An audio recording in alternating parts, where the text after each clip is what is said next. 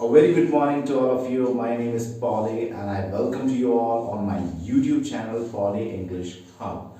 Dear students, in the last video we have discussed about the preposition at and today we'll discuss about the preposition in. जी हाँ, आज हम preposition in के बारे में पढ़ेंगे which is also a very important segment as a preposition of English grammar. तो आज हम पढ़ेंगे इन के बारे में।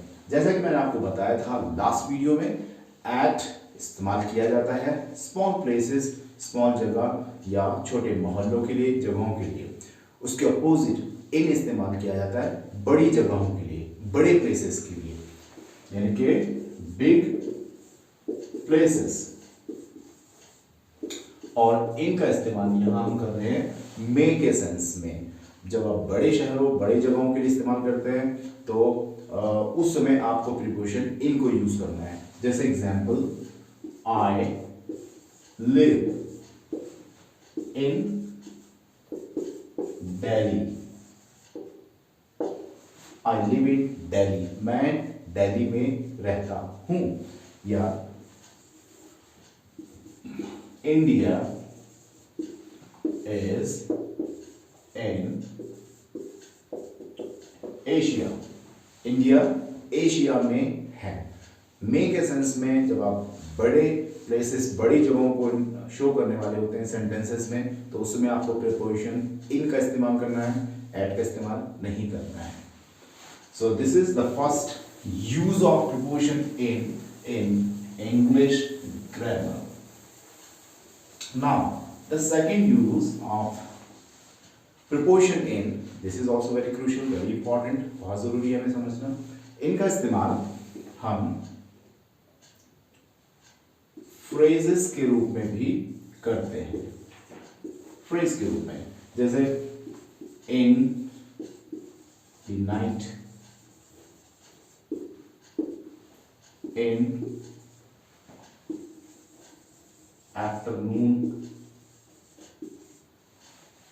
इन इवनिंग, या in midnight, in twilight, in the morning. इनका इस्तेमाल आप फ्रेजेस के तौर पे भी करते हैं।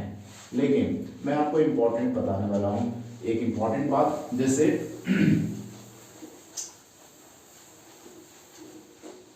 इन नाइट एंड एट नाइट, इन दोनों में क्या डिफरेंस, क्या अंतर होगा? देखिए, जब इन नाइट आप बात कर रहे हैं और एट नाइट की जब आप बात कर रहे हैं, इन नाइट का मतलब होता है कोई फिक्स नाइट, कोई सर्टेन निश्चित रात, और एट नाइट का मतलब होता है कोई रात जो फिक्स नहीं है, किसी रात के बारे में आप बात कर रहे हैं, you are going to talking about it. At night किसी रात के बारे में और इन नाइट किसी फिक्स रात के बारे में। तो इन नाइट, एट नाइट दोनों फ्रेजेस हैं जिनका मतलब बिल्कुल अलग अलग तरह से हम यूज करते हैं। ठीक, इसके बाद इनका इस्तेमाल आप एडजेक्टिव फ्रेज के रूप में, एडजेक्टिव के रूप में भी कर सकते हो। जैसे she is in her car. She is in her car, वो अपने कार के अंदर है। तो जब आप किसी व्हीकल, कार, जीप, टैक्सी को लिख रहे हैं सेंटेंस में, तो याद रखेंगे आपको प्रीपोजिशन इन को ही इस्तेमाल करना है। या she is in the car, या she is in her car. Her की वजह से ये पॉजिटिव के अंदर चला गया। तो जब पॉजिटिव सेंटेंस की बात करते हो तो उस समय भी आप सेंटेंस में प्रीपोजिशन इन का ही इस्तेमाल करेंगे। या मैं जैसे लिख सकता हूं, I am in my jeep.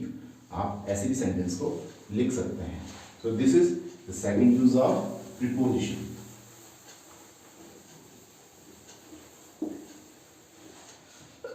किसी ईयर और किसी टाइम को इंडिकेट करने के लिए भी आप इनका इस्तेमाल कर सकते हो।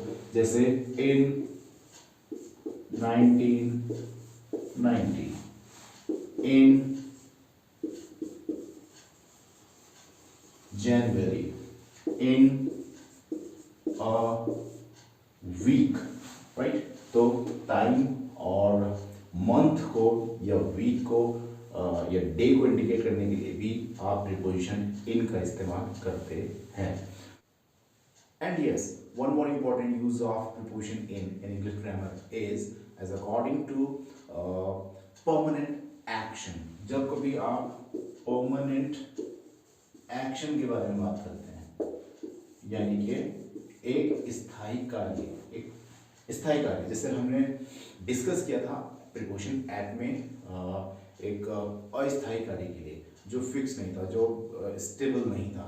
यहाँ परमानेंट एक्शन जो फिक्स है, उस कंडीशन में भी आप प्रीपोजिशन इन का इस्तेमाल करते हो। जैसे माय सिस्टर